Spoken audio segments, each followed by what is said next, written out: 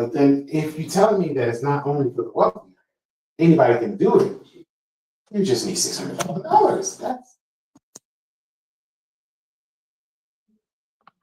What are you saying, Mr. Charles? What are you saying? But that's what I mean when I say critique your reading. Don't just read. Read it, yeah, so you can know what they're talking about. But also question, ask questions. All right? Okay. The responsibility of privacy. Privacy is a core feature of many trust. And demanding privacy and asserting your rights are learned behaviors. These simply do not come naturally to most people. Only through mentoring can people learn to say no to a terrifying skilled interrogator. You will find more on this in chapters to come. If the most innocuous meeting with officialdom makes you break out in a sweat, and you're so spineless that you let people use you as a doormat, how are you ever going to stand your ground to keep your trust safe? You need to keep your composure and guard your tongue if confronted with professionally trained government intimidators, aka agents. After all, they fully expect you to offer no resistance whatsoever. Their requests are to be obeyed. Therefore, you should tamely accept whatever document they may wish to give to you, as well as invite them in and show them whatever they may wish to see. The answer is obvious. You cannot. Therefore, if your natural instinct when confronted is to cower, roll over, and bare your throat, then even a revocable trust may not be for you. You must get beyond your own fears and think of the future of your beneficiaries. If you're not willing to do that, then do not get a trust. Some wonder why it's important to resist unwarranted searches and inquiries. People think that if there's nothing to hide, there's no reason to keep your affairs private. Pretend for a moment you were a 15-year-old and your father rifled through your bedroom while you were out on a date. Even if you had nothing to hide, this violation of your person and your space displays a lack of trust. It is insulting and degrading. Your own paperwork can be used against you. Endless questioning can wear you down in an attempt to explain any little thing. Anyone associated with you may now become a target. If there's no evidence of criminal conduct, there's no reason to subject yourself to invasion of strangers. Trained in trickery, agents can make you feel guilty even if you've done nothing wrong. Why subject yourself to it? Make them get a search warrant. If they do not have enough evidence to convince a judge, then they have nowhere to go. They must leave you alone or continue to harass in hopes you surrender some morsel. Of course, that leads to another morsel. Privacy is a major issue. From individuals to partnerships, corporations, and trusts, all privacy issues are sacred only if you know how to stop illegal inquiries. Stopping illegal inquiries requires individuals and business officers to know their rights. People who do not know them have none. There is only one way to stop an illegal search and seizure. You must have enough knowledge to gain the confidence to say no. As assets collect in your trust, privacy becomes more of a major issue. What others do not know you have, they cannot covet. Those people who live in fear of the IRS are afraid to step forward and take responsibility and should not be trustees. Trusting strangers and being open about your personal affairs leaves you vulnerable to government officials and scam artists alike. Both count on your misplaced trust and openness to make their task easier. Identity theft is a big problem. People have begun to, quote unquote, get religion on protecting passwords, account numbers, and the like. This makes opportunities tougher on the con artists and the grifters of the world. But how many people know, A, they can protect their privacy when, say, the IRS comes calling, or B, what specific actions to take when so confronted? Taking these last two stands needs education, training, and plain old guts. It is impossible to avoid surrendering significant information that can be damaging to you. Your resistance prevents others from being dragged into the muck and mire of accusations. Doubters and skeptics. These are people who are indoctrinated in, I'm sorry, let me read that again. These are people who are indoctrinated to accept the idea of a will or a living trust. When presented with a more sophisticated trust, they are not interested in listening to the advantages of the irrevocable trust, whether statutory or common law. Their own fears of surrendering power or assets to others immediately cause them to panic and warn you of all the evils of the world. They usually do not have enough information to make a rational judgment about the subject and believe all trusts are bogus.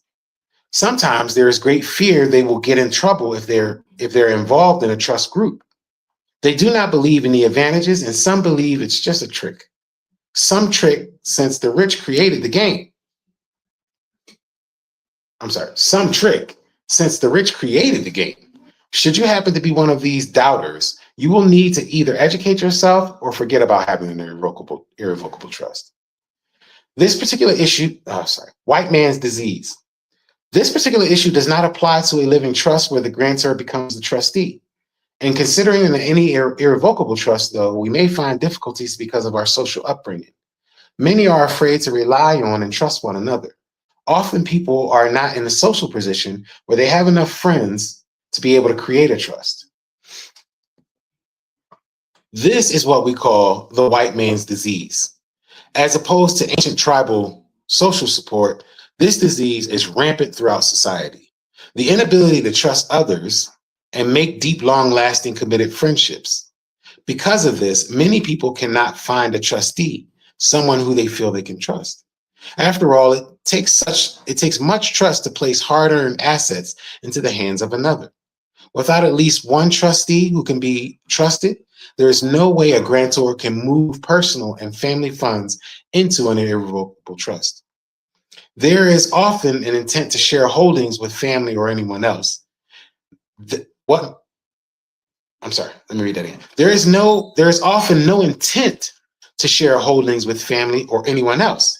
What makes an irrevocable trust work, though, is pass-through accounting. This allows the trust profits to pass through to the beneficiaries who are generally in a lower tax bracket than the trust. Pass-through accounting creates further options, which we discuss later in this book and in volume 2. Greedy people, intent on not giving any of their wealth to others, miss the bigger picture, that by sharing, they can multiply their funds, as a trust is designed to do so. Do you suffer from this pernicious disease? Did any of y'all suffer from white man's disease? Oh man, that's funny. I just think the writer, why did they name it white man's disease? Why not just name it greed? Why does it have to be white man's disease? Like greedy people come in all shades. I don't get that, but okay.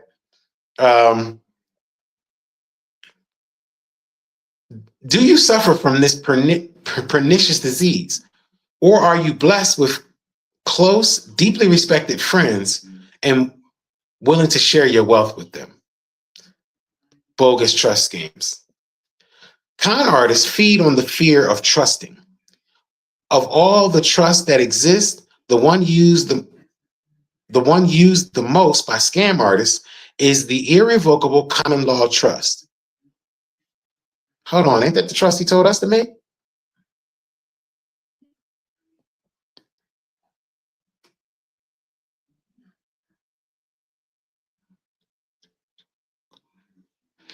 Many people caught in trust scams are honest people who do not want their assets to go to their beneficiaries. I read that wrong.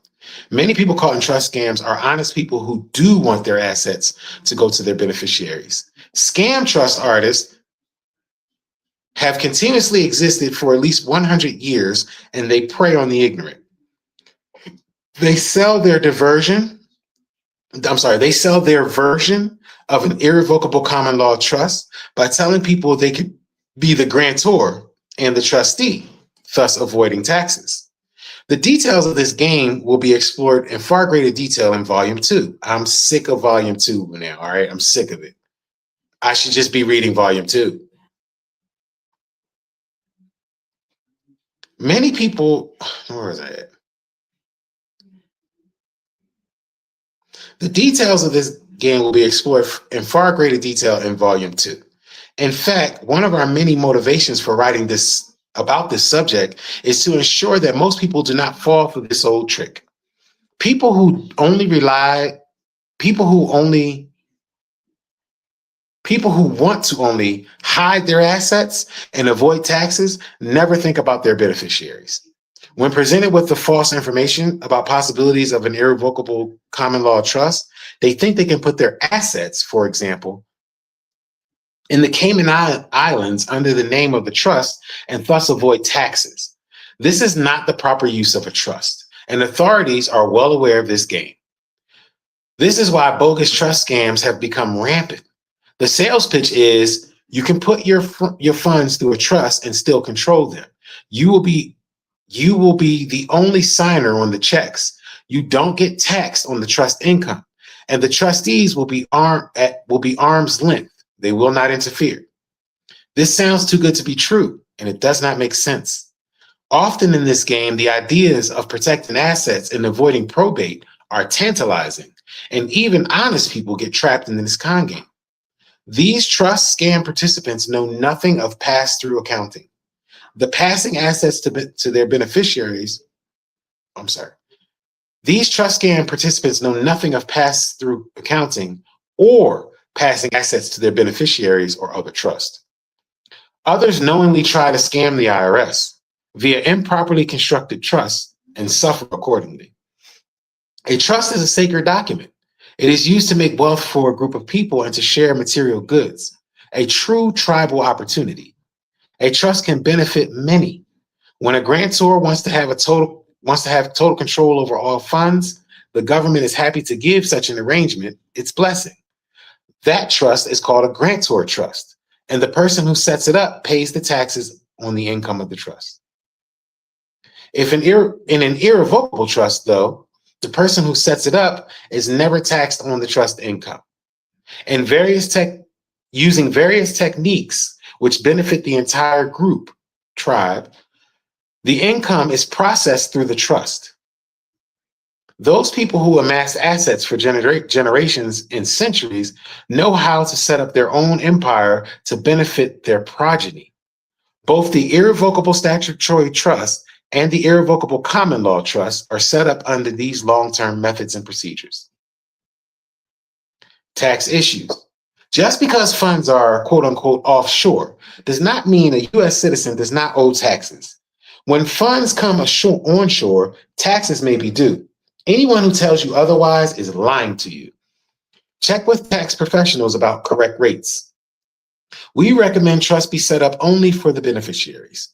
To set up a trust for the tax benefits is a demonstration of short-sightedness, and it shows a lack of appreciation for the true intent of a trust. For those who are interested in tax information about trusts, we refer you to a book called The Trust Bible. Footnote, Clifton Beale, The Trust Bible, a quick guide to preliminary understanding of estate planning. Zliberis Corporation, 2003, www.zliberis.com. Okay, where were we at? Okay. I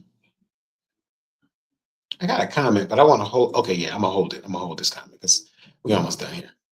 All right. Criminals. The criminally minded are not interested in managing this trust format because it is based on shared profits. Those who are in common law trust for illegal purposes are short-sighted and usually of the emotional maturity of a 2-year-old who only wants his or her own stuff. It's mine. Spouses. Married people need to separate joint property before it's put into an irrevocable trust, since community property law supersedes an irrevocable trust agreement. You saw that? You saw that, right? Let me read it again. Married people need to separate joint property before it's put into an irrevocable trust, since community property law supersedes an irrevocable trust. Okay? So this is not some bulletproof thing that if you do it, all of a sudden, no, that is not what this is. This is a work in progress, is what this is. And if you're willing to do the work, then you can benefit from the work. But it's not a magic pill that's going to make you rich. It's not what this is. What is that? If the spouse will not surrender assets, there can be no legal transfer into a trust. In a living trust, it is common for both the husband and wife to become the grantors. And then there is no need to have separation of joint property. In some marriages, the husband and wife may be more passive, expecting the other to handle the finances. Even if your spouse signs any even if your spouse signs any documents in blind trust, this is not one of those times when a signature should be gained without full conscious consent. Also, if one of the members of a marriage is dominated by parents, or there are other outside influences impinging on the marriage, it may not be a good idea to continue. These are times where the wealthy parents will oppose any effort for one of their quote unquote children to put assets into a trust. The lawyers get rich, the marriage is torn apart, and the new trustees start their jobs embattled. Also, children can be horrified to discover their assets now belong to a board of trustees or to a trustee. These reactions by close family members can last years. Thus, it is best to tell those affected about the change before assets can be transferred. Only clear conscious intent with the support of the family allows smooth transition of assets into an irrevocable trust of any type. All right, that's chapter 8. Now, let's go back. Let's go back. Okay.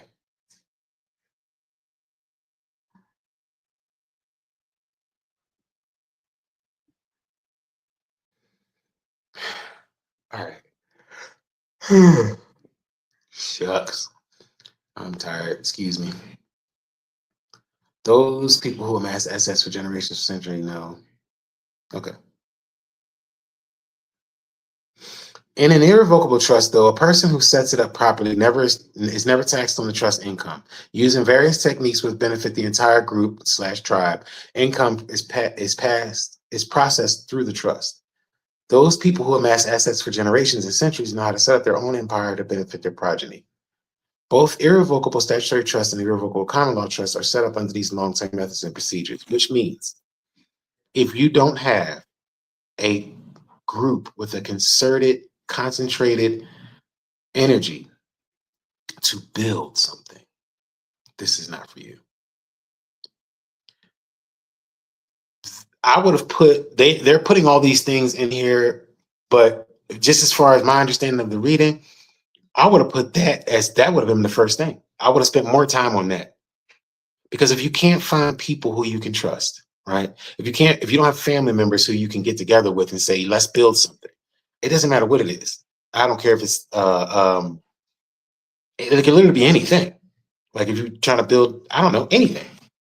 You got a business. Maybe somebody sews and you're like, hey, you sew, you know how to sell stuff and you know how to design stuff. Let's put this together. We're a clothing company.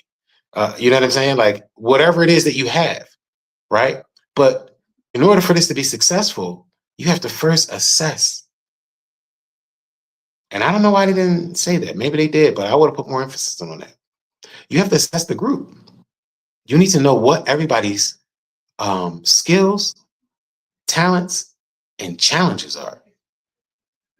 Because if you got somebody in your group that's really skilled in one area, but really challenged in another area, it's going to take away from the group.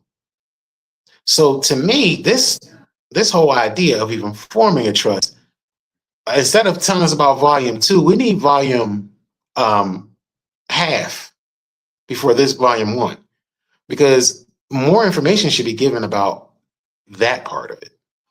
See, when it talked about the greedy and it said, well, not the greedy, but it's talked about people who are wealthy now, it said that these are the skills that they used in order to get to where they are, right? Okay, cool. But they were focused and all on the same accord. That's why it happened. It's not just the trust. It's the fact that they together said, we must do this thing. We must do it. There's no way around it. And I don't know. I would be beating a dead horse with that point. You need to find people who are of like mind, who are future oriented, and who can produce something for someone else, not themselves. I would have put that all up in here. This is not my book though. We just read a book. But to me, that is huge. That's huge. You can't do it without that. Let's see what else caught my attention here.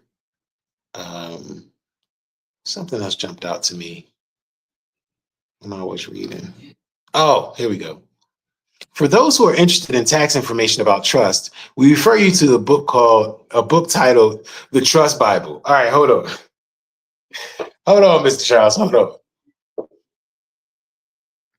This right here is the art of passing the buck.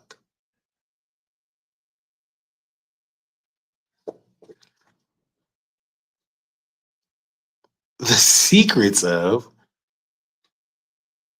wills and trust. Mr. Charles, why I gotta read another book? You just wrote this one. Why are you telling me to go read a whole nother book to get the information I need? Why not just put the information here? See that? That's a red flag to me. Volume 2, get volume 2, get volume 2, and get this other book over here. That's a red flag to me. Like I said before, if I'm reading instructions on how to put a bike together, and you start telling me how great bikes are and how you can go so far in the bike and how you can travel and it's good for your heart, it's good for this, you can pick up, groceries in the bike, all of this about bikes. But I'm looking for the instructions on how to build the bike and it ain't no instructions in there. What if I get to the part of the bike where I'm turning the pages, how to build this bike, turn the pages, and I get to a page that says, you might want to get a book called Building Better Bikes.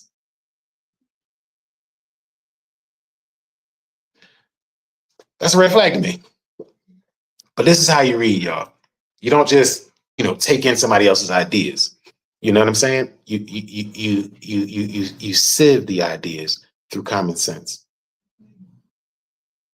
So I'm gonna stop there. That is the end of chapter 8. I know this one was a short one, but I got a late start today because I just had a lot of work to do and I couldn't get started until later. So cutting this one a little bit short today, but we did finish chapter 8.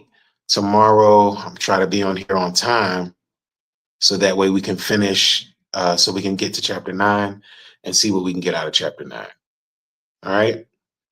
I don't really be having questions on here. I know I said I'm gonna stop for questions, but I don't really see anybody asking no questions. So I'm gonna call it good. If anybody don't have any questions about anything that I just read, then I'm gonna go ahead and close the live down. And we'll be back in here tomorrow. Try to be in here at 6 on the dot so we can get that whole hour in from 6 to 7. All right. So I don't see no more questions in the live. So I'm gonna call it good. All right. This was chapter 8 of The Art of Passing the Buck. Tomorrow we'll be back on for chapter 9. Y'all be safe. How you stop this?